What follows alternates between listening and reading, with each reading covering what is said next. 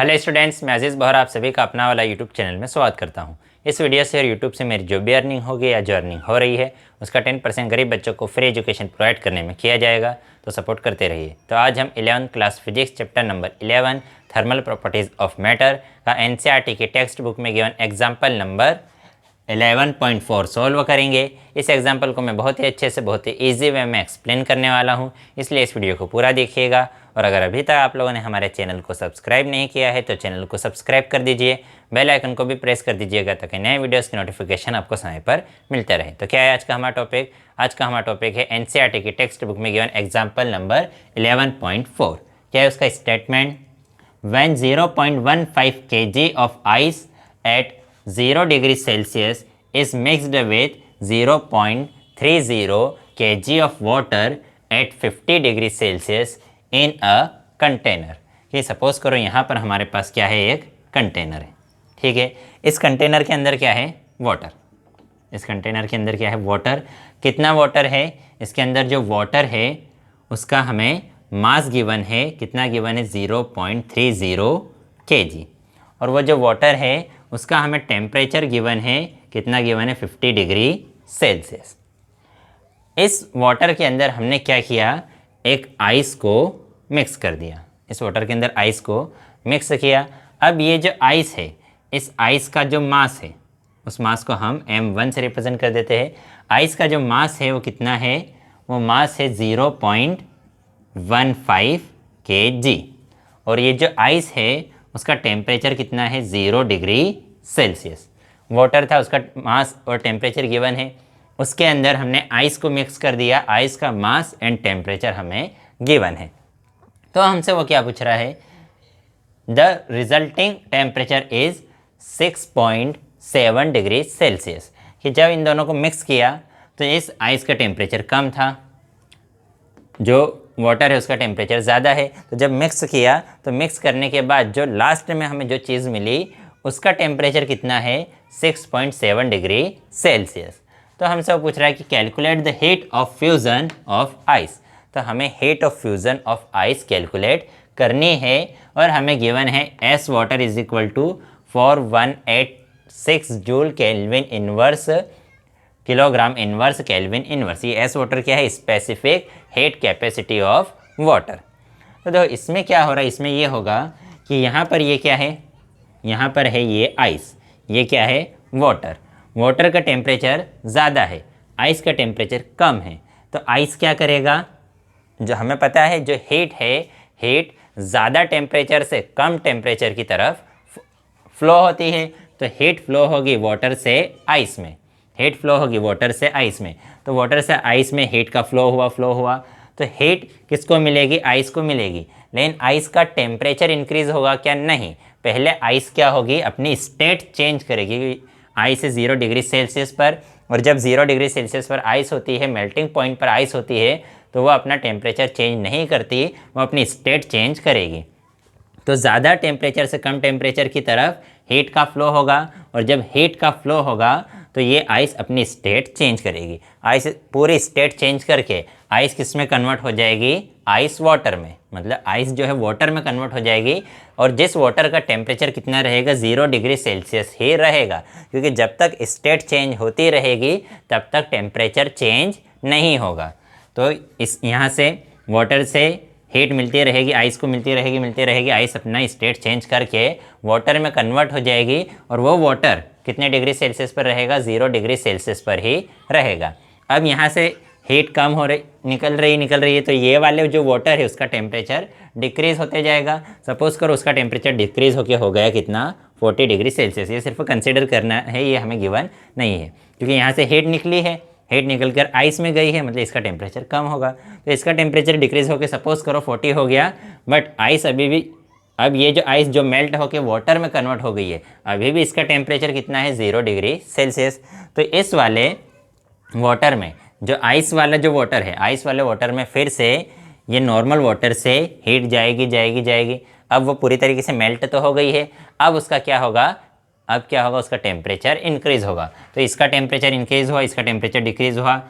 Ice वाले water का temperature increase हुआ, नॉर्मल वाटर का टेम्परेचर डिक्रीज़ हुआ। इससे होता रहेगा कब तक होता रहेगा, जब तक कि दोनों का टेम्परेचर सेम नहीं हो जाए। और दोनों का टेम्परेचर सेम हो के कितना हो गया 6.7 डिग्री सेल्सियस। तो हमसे ये पूछा है कि जो वाटर है, calculate the heat of fusion of ice, ice की हीट ऑफ फ्यूज़न कैलकुलेट करना है। मतलब ये जो आइस है इसे हमें वाटर में कन्वर्ट करने के लिए कितनी लेटेंट हीट की ज़रूरत पड़ी वो हमें कैलकुलेट करना है। तो ये 40 डिग्री सेल्सियस तो सिर्फ हमने कंसीडर किया है, ये हमें कोई गिवन नहीं, इसे मैं रब कर देता हूँ। तो हम कहेंगे कि heat lost is equal to heat gain,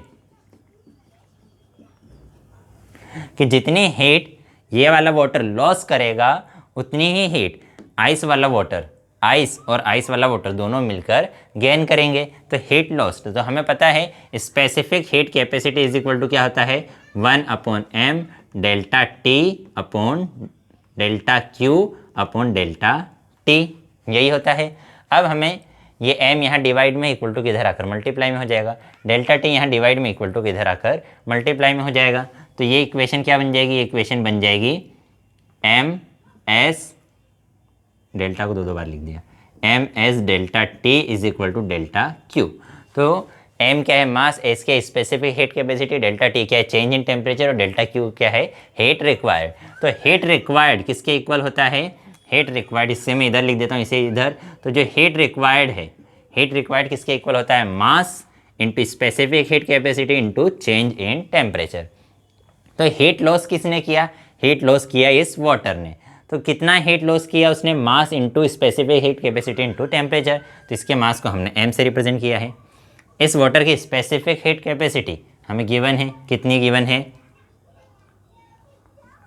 ठीक है, पहले ये मैं फॉर्मूला लिख देता हूँ, मास into specific heat capacity of water into change in temperature. ठीक है, ये किसकी बात की हमने, ये हमने बात की वाटर के लिए, is equal to heat gain. तो ये जो आइस है ये हीट गेन दो फॉर्म में करेगी। एक तो जो हीट उसने गेन की वो हीट क्या करेगी, उसकी स्टेट को चेंज करेगी। तो heat for change in state, plus कि ये जो आइस है, आइस जो पहले हीट गेन करेगी वो तो किस लिए यूज़ हो जाएगी, उसकी स्टेट को चेंज करने में।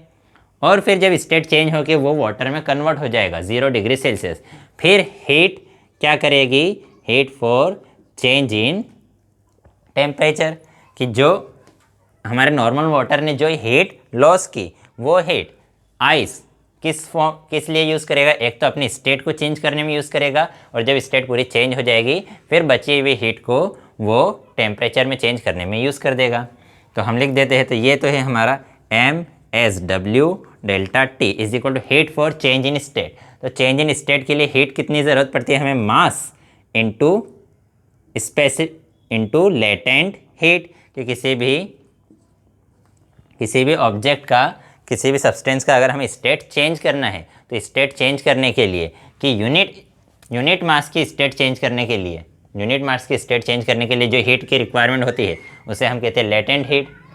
1 मास की स्टेट चेंज करने के लिए हीट की रिक्वायरमेंट है अगर L, तो m मास की स्टेट को चेंज करने के लिए कितनी हीट की ज़रूरत पड़ेगी, ml। तो यहाँ मैंने लिख दिया ml और f क्यों लगाया, क्योंकि वो हीट ऑफ फ्यूज़न है, latent heat of fusion, plus heat of for change in temperature. तो heat for change in temperature कितना हो जाएगा, वही mass into specific heat capacity into delta T.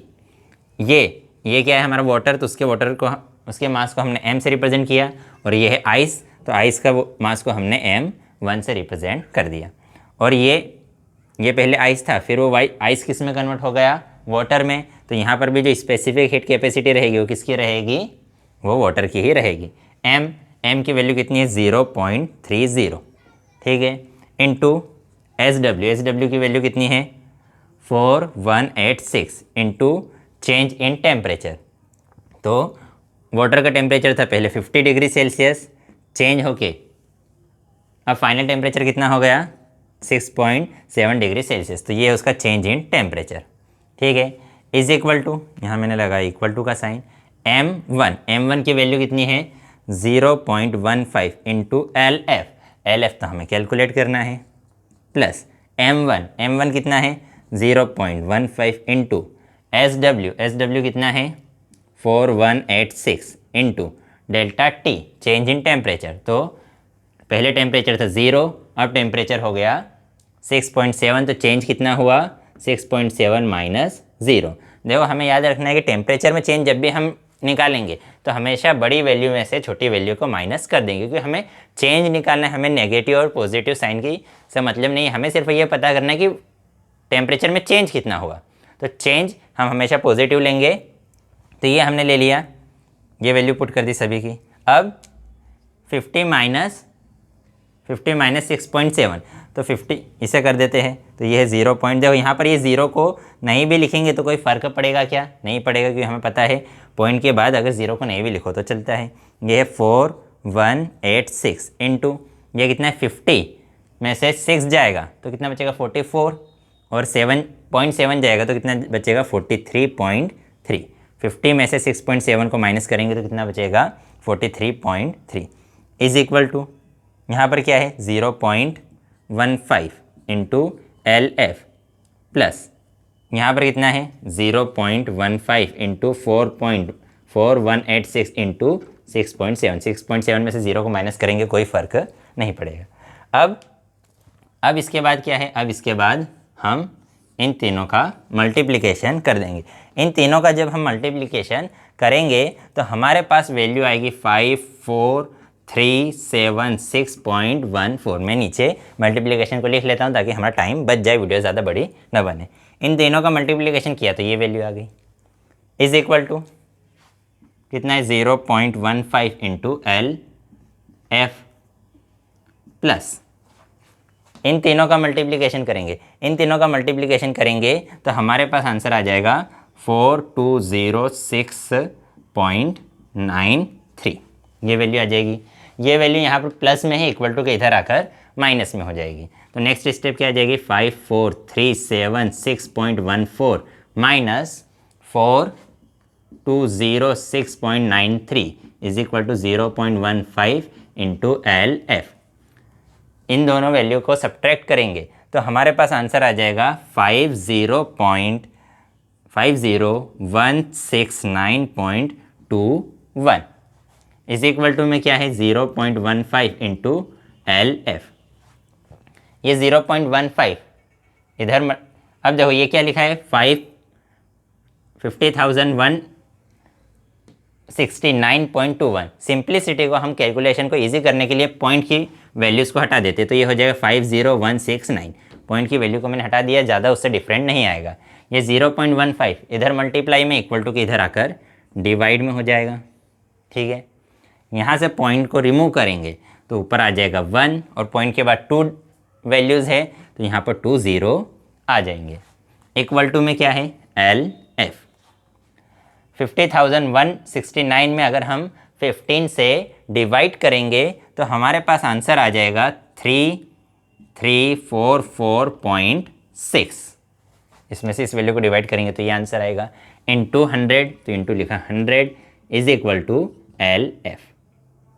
अब ये 33, इसी को हम लिख सकते 3.3446 इंटू 10 टू द पावर 10 1 2 3। ठीक है, हमने क्या किया, ये लिखा था 33,344.6। इस पॉइंट को हमने 1 2 3 डिजिट्स लेफ्ट में लेकर आए, इसलिए इसमें हमने 1000 से मल्टीप्लाई कर दिया कि अगर इस वैल्यू में अगर हम 1000 से मल्टीप्लाई करेंगे तो वापस हमारे पास ऊपर वाली वैल्यू आ जाएगी। इंटू में क्या लिखा है 100, तो इंटू में हमने लिख दिया 100 इज इक्वल टू LF। तो ये हो गया हमारे पास 3 पॉइंट। देखो अब पॉइंट के बाद इतने सारे वैल्यूज़ को हम हटा देंगे, हम इसे सिर्फ 3.34 लिख देंगे। थर्ड और फोर्थ पोजीशन को हटा देंगे। थर्ड पोजीशन पर 4 है, तो जब थर्ड पोजीशन पर 4 होता है तो सिंपली उसे हटा देते हैं। सेकंड पोजीशन में हम कोई चेंज नहीं करते। यहाँ पर है 1 2 3 4 5, कितने ज़ीरो है 5 0, तो इसी को हम लिख सकते हैं 10 टू द पावर 5 लिख सकते हैं। ठीक है, इज इक्वल टू LF। तो LF की वैल्यू कितनी आ गई हमारे पास, LF की वैल्यू है 3.34 इंटू 10 टू द पावर 5। और ये LF क्या है, ये क्या है लेटेंट हीट ऑफ फ्यूज़न, और लेटेंट हीट की SI यूनिट क्या होती है जूल किलोग्राम इनवर्स। तो ये हमने उसकी SI यूनिट भी लिख दी। तो हमसे लेटेंट हीट ऑफ फ्यूज़न पूछा था, वो हमने कैलकुलेट कर लिया। आप चाहे तो इसका स्क्रीनशॉट ले सकते हैं। अगर वीडियो पसंद आई हो तो लाइक कीजिएगा, अपने दोस्तों के साथ भी शेयर ज़रूर कर दीजिएगा। अगर पसंद नहीं हो तो डिसलाइक कर दीजिएगा। और इस वीडियो से रिलेटेड आपको कोई डाउट हो तो डाउट कमेंट में आप मुझसे पूछ सकते हैं, कोई सजेशन हो तो वो भी कमेंट कर सकते हैं। तो नेक्स्ट वीडियो में हम नेक्स्ट टॉपिक पढ़ेंगे। बाय।